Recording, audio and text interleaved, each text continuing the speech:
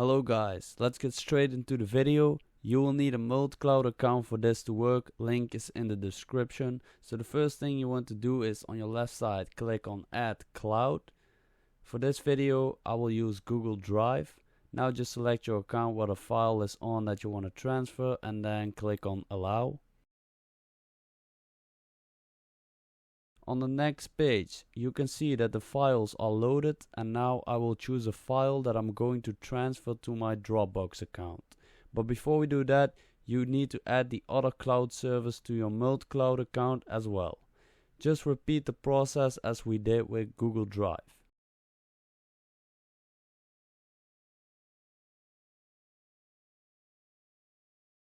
Now head over to Cloud Transfer and search for the file that you want to transfer in the left box.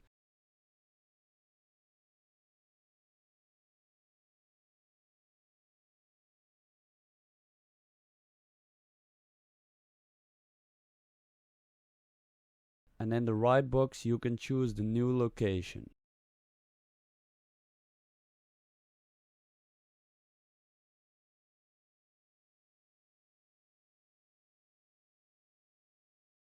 This will take a few seconds, and after that your file is now transferred from one cloud to another cloud.